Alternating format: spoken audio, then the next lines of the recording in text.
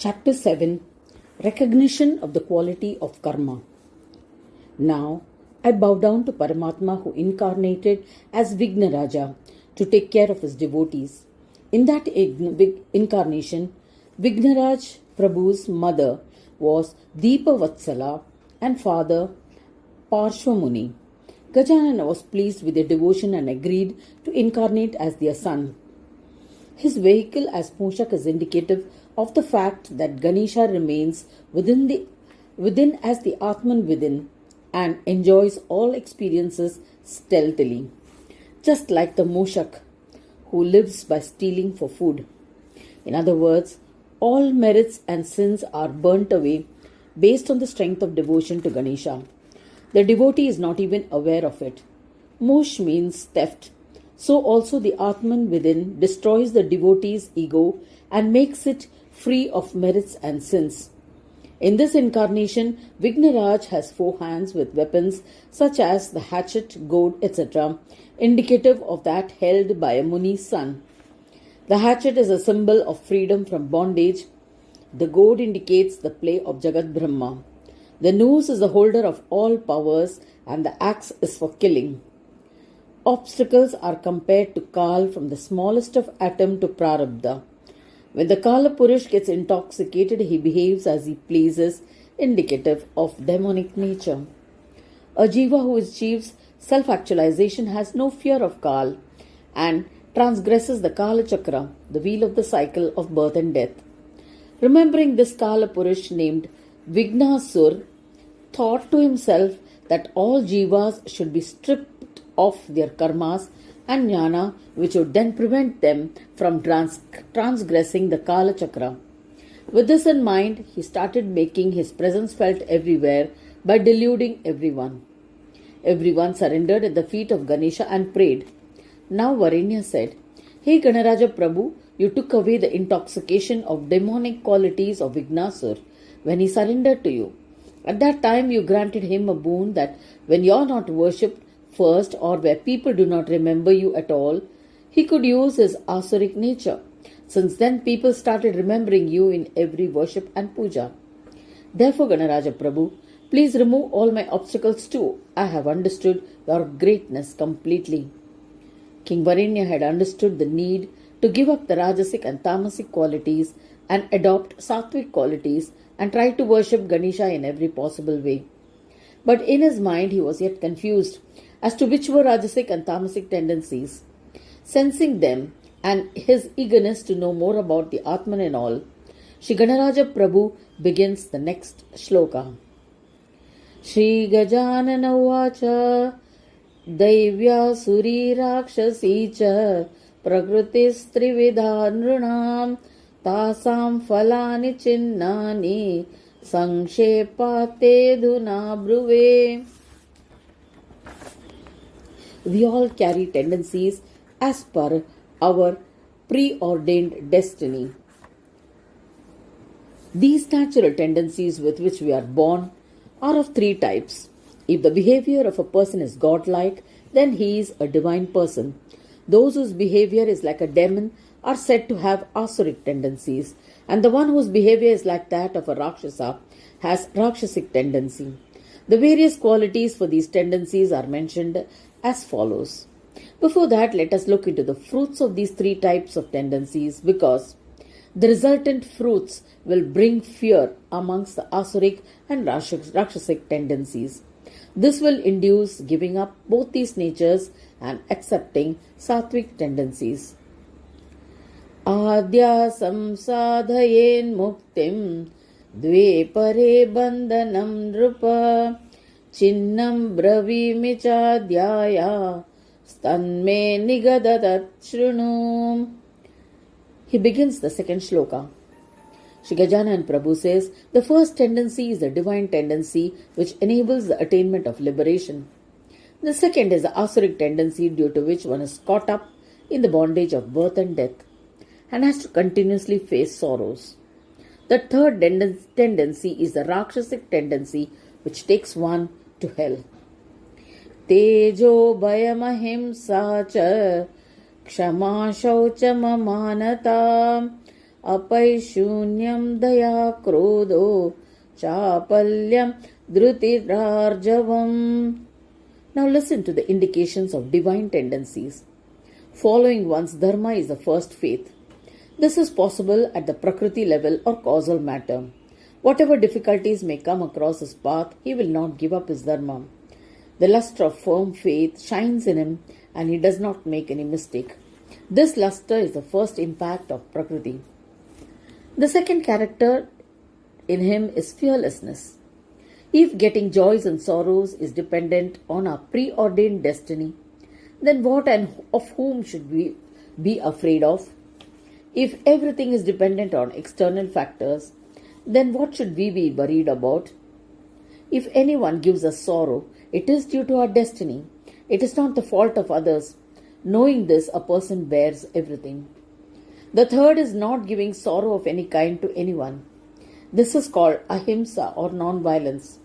One should always think about the good of others and behave gently towards them. Be simple. Several occasions cause mental agitations when faced with difficult people. Forgive them. Do not allow yourself to be agitated. While living according to one's dharma, one should observe cleanliness and purity. There is Ganaraja who is a doer and the one who gets things done. One should always surrender to him. Do not hold pride, neither praise nor listen to any praise whatsoever. If you see anyone in pain, try to relieve him to the possible extent. This is kindness. This comes naturally to one with a divine tendency. Do not be disturbed if confronted with an enemy. Doing good deeds appropriately where you are is called non-agility. Knowing that everything that is happening is due to Ganesha and courageously carrying out one's duties in surrender to him are the qualities of a person with divine tendencies. One should imbibe them within oneself for the benevolence of all. Ityadi chinnamadhyaya asurya shuna sampratam ativado abhimanascha darpo jnanam sakopata. Now he goes on to speak about Asuric tendencies. Shri Ganaraja Prabhu says, the inherent nature of a being determines his tendency to behave in a particular manner. What happens to an individual according to his past actions determines the divine tendency. Speaking about Asuric tendencies, whether we engage in that kind of behavior or not, its first characteristic is too much argumentation. He believes that whatever he says is correct and argues endlessly irrespective of whether he is right or wrong. He tries to establish through different conjectures that what he says is correct. This is excessive argumentation. He does not have any thought about the doer or one who gets things done. He has no sense of discrimination. He thinks that only that what he does is right, and had he not done it, no one else would have done it. Such thinking is nothing but pride. He always considers himself superior with regard to his capabilities and scorns at others. He treats others in a low or demeaning way. This is nothing but proud behavior. The ignorant have no knowledge that Atman in all is Ganesha. He is filled with thoughts of me and mine, and so keeps doing things for his body's pleasure. He is truly ignorant. If anyone causes even the slightest inconvenience to him, he gets annoyed. He gets angry at anyone who makes him suffer. In short, excessive argument, pride, anger, and ignorance are all characteristics of Asuric tendency. Where one sees these qualities, he is said to be an Asuric Purusha. Evam adhyani chinnani asurya prakrite nrupa nishtaratvam mado moho ahankaro garva evacha. He then speaks about Rakshasic tendency. The secret of Asuric tendency is that on the pretext of following one's dharma, he follows his own mind, which is filled with material enjoyments. He is anxious to enjoy all kinds of sensual pleasures. Such a person is Asuric in nature. To begin with, a person with Rakshasic tendency is cruel.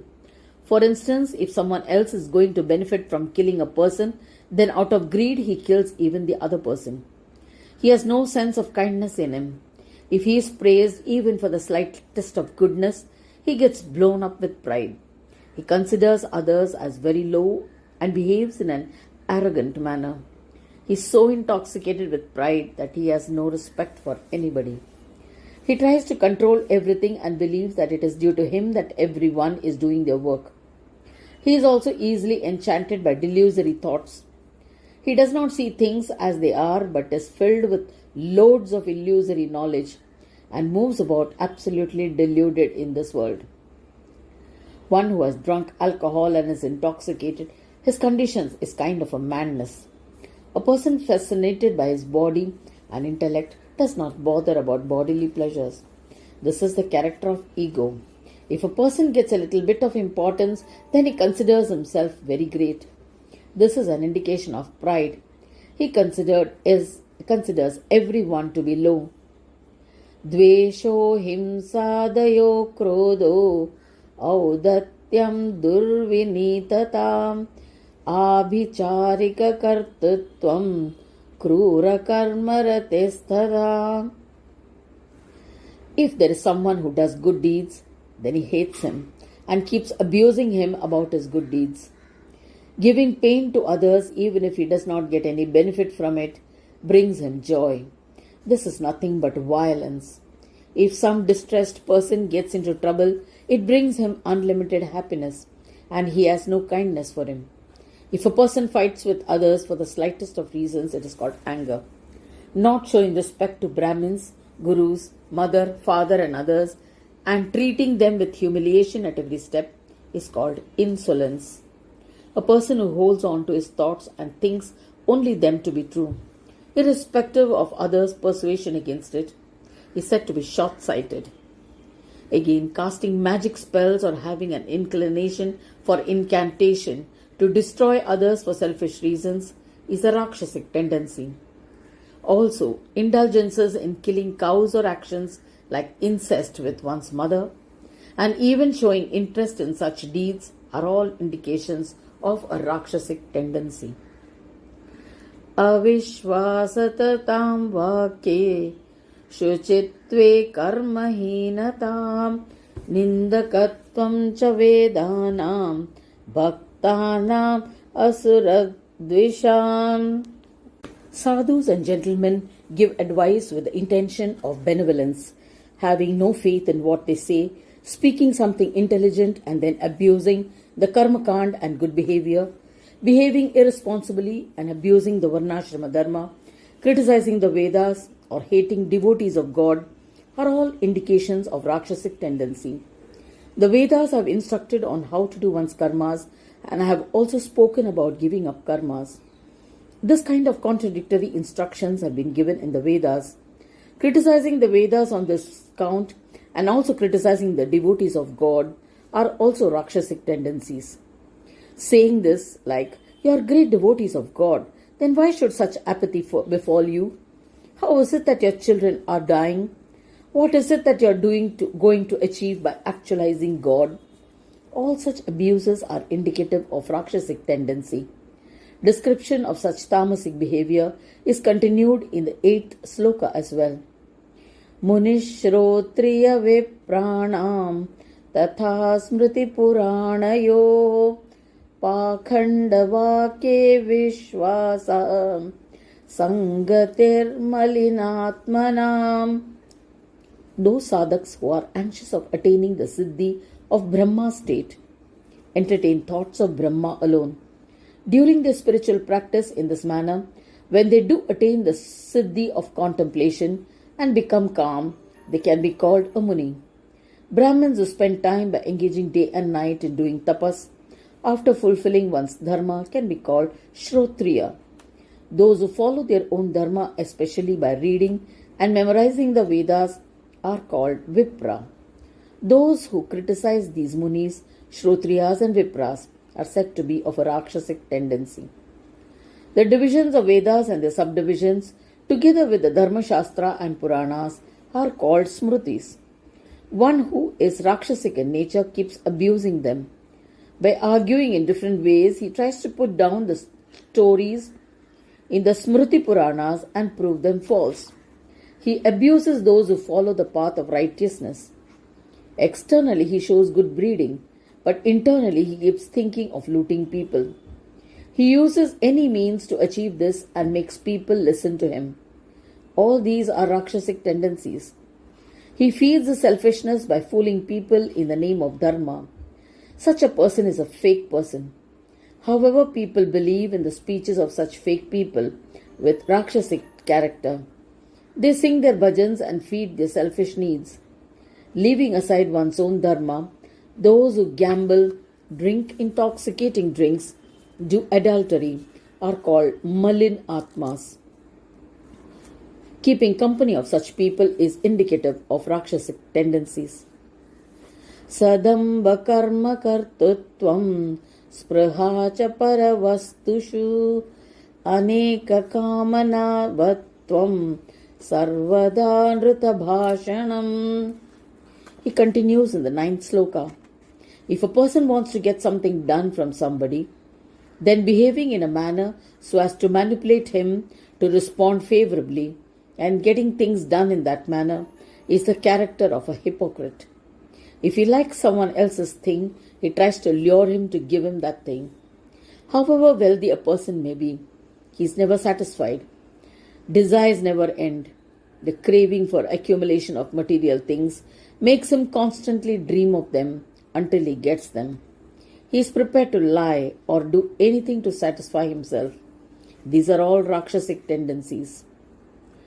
Paroktarsha sahishnutvam parakritya parahati ityadya bahavaschanye rakshasasya prakriter gunaha. Speaking sarcastically is another trait of such a person. He doesn't relish it at all if someone else behaves in a superior manner with him. He is not happy with others' prosperity and feels happy when others are sad. Instead of encouraging others, he keeps finding faults with them. All these are characters of Rakshasic tendency. One can immediately cite a person with a Rakshasic tendency. He does not do any good karmas on his own, but criticizes the good karmas and always hates those who do them. Those who have this tendency are said to have a Rakshasic prakriti. Those with a Rakshasic prakriti cannot do any Ganesh bhakti. Prithivyam svargaloke cha parivritya vasanti te madbhakti rahita loka rakshasim prakritim shritaha. He explains that a person with Rakshasic tendency can exist in the Swarga, Mrityu and Patal lokas. Ghosts, corpses and devils are the species counted among the Deva Yonis who are bearer of Rakshasic Prakriti in the Swarga Loka. In the Patal Loka, Daitya and other individuals are of Rakshasi Prakriti. On the Bhu Loka, the sinners and those who hate good karmas are of Rakshasic Prakriti. In short, those who are not devoted to me in all the 3 lokas are said to be Rakshasic in nature. There is no possibility of anyone who is devoted to me to be of Rakshasic nature. For example, there was a Daitya named Vishwadev who was devoted to me and about whom there is a description in the Ganesh Puran.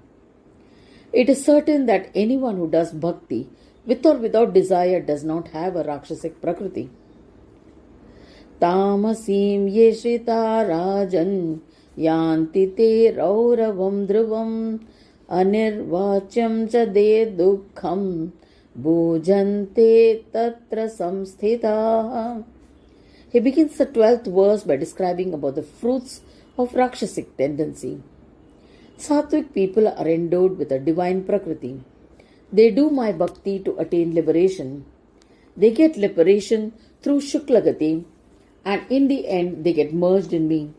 Those with an Asuric prakriti are Rajoguni in nature.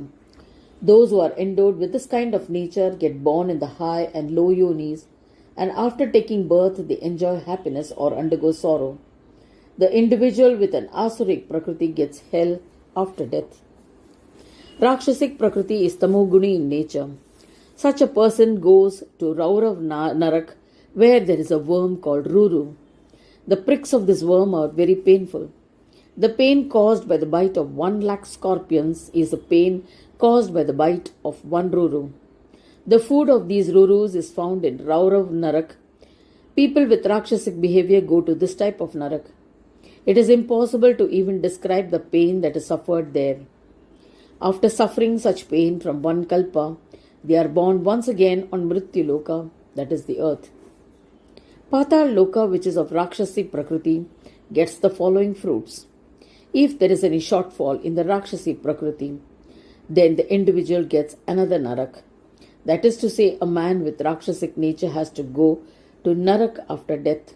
Without suffering Narak, he cannot take birth again. Daivan nisritya naraka jayante bhuvi kubjaka jatyandha pangavo dina hina jati shute nrupam. After being reborn on earth, how does one know that they have come from Narak or elsewhere? Presently, I shall tell you about this. Listen, this concludes this chapter. We shall see this subject in the next audio.